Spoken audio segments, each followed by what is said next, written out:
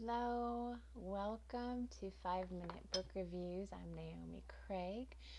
Today I'm sharing with you my review of Miriam. And the way I do book reviews is super simple. I find 5 fun things that I enjoyed out of my books that I read, and I share them. So I just want to show you how simple book reviews can be, and they really do help authors tremendously. So today I'm excited to share with you Miriam, and that is by biblical fiction author Mesu Andrews.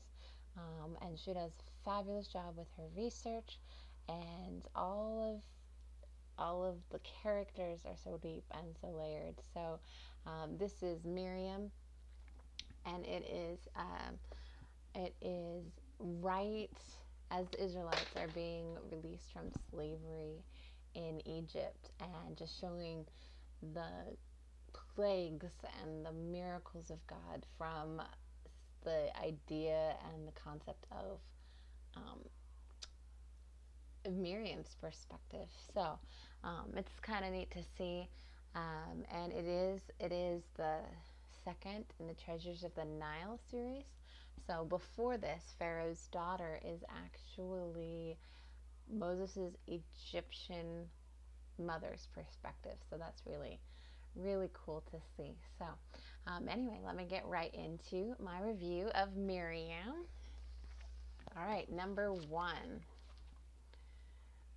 The plagues on Egypt from a far deeper perspective. Number 2, a prophetess used to hearing from El Shaddai. Number 3, her nephew Eleazar is a hardened soldier serving in the Egyptian court. He's personal bodyguard to one of the Pharaoh's firstborn sons. And number 4, love. New love, old love, and enduring love.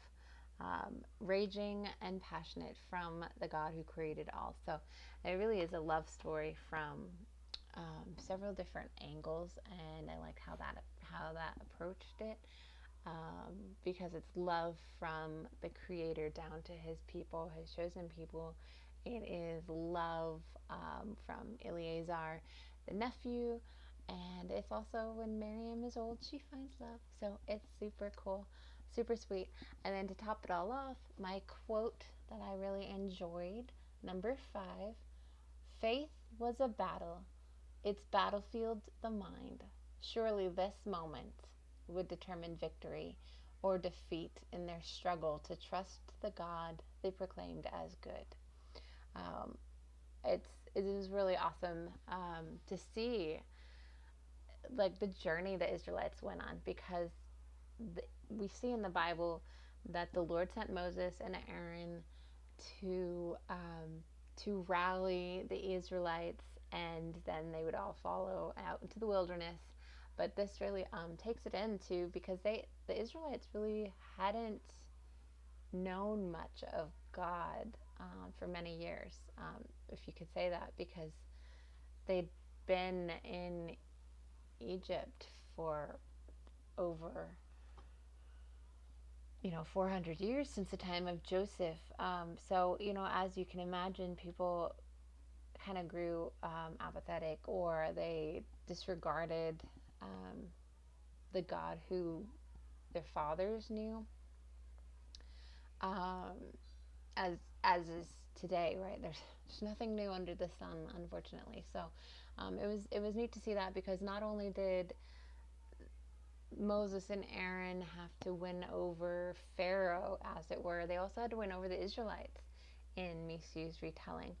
And uh, like just a concept that you wouldn't have thought of just reading it from the scripture, which I love about historical fiction based in Bible times, is it's making these people and these stories that are so commonplace, it makes them real, like real people, real struggles. Really interesting. That leads up to what we see later on in the Bible, is Miriam was serving as a prophetess. Like the Bible actually says She was a prophetess when she leads singing on the other side of the Red Sea. And then, so Mesu brings at the point that when when Moses and Aaron start leading the people for Yahweh, Yahweh kind of leaves her where she's had the presence of, well, she refers to him as El Shaddai, and then the Lord gives his personal name Yahweh. She has had visions and prophecies from El Shaddai all her life, and now her younger brother gets favor, and she, like, the spirit of the Lord is taken from her. So it's really, really very intriguing, and it leads into later, when Aaron and Miriam in Exodus, that where they struggle with, why is God talking to Moses? Like, who is he that he should be the favored one? We're just as important. Like, they struggle with jealousy, and that's mentioned in the Bible. So this kind of sets the stage for that, where, very real. Why would Aaron and Moses or Miriam care? But like, it just, Misu's done an excellent job of crafting it where you can have a reason for them to be jealous later on. So I, of course, love Misu's books, and this one was no exception.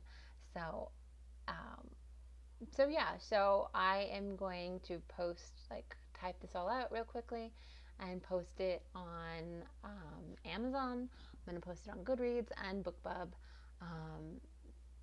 It's super simple, cut and paste, and then it helps out the author so much. The reviews are so helpful. So uh, if you like biblical fiction, or would like to see some of my other recommendations, I will have a link in my comments about going to my website.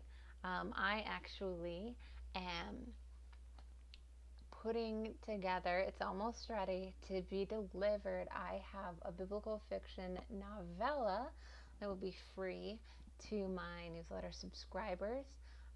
It will be released in September 11th of 2020, and it's about Balaam and his talking donkey. So I'm excited to share that with you, and totally free as a thank you for my newsletter subscribers. So you do have time for that, to sign up for that. And then, if you have any other questions or any other recommendations, like a specific genre of what you like to read, maybe I can help you find your next great read.